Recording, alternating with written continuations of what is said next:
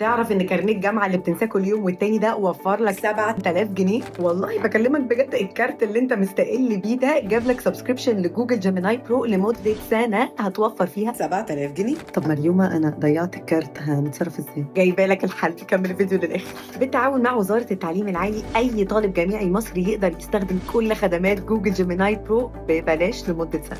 ايوه، وده يفرق ايه يعني؟ ما في ادوات ذكاء اصطناعي تانية وفور فري برضه. الفيتشرز اللي شويه مميزه في جوجل جيميناي انك تقدر تبعت له كل النوتس بتاعتك، وباستخدام تقنيه نوت بوك LLM يقدر يحولها لك لنوتس تقدر تذاكر منها، يعني يقلبها لك انتراكتيف باسئله واجوبه او يلخصها لك بطريقه احلى. واهم حاجه هيديك 2 تيرا بايت ستورج تستخدمهم بقى جوجل درايف، جوجل فوتوز، او انك تخلي اي نص فيديو من خلال تقنيه فيو 3، او انك تحولها صور من خلال نانو بانر.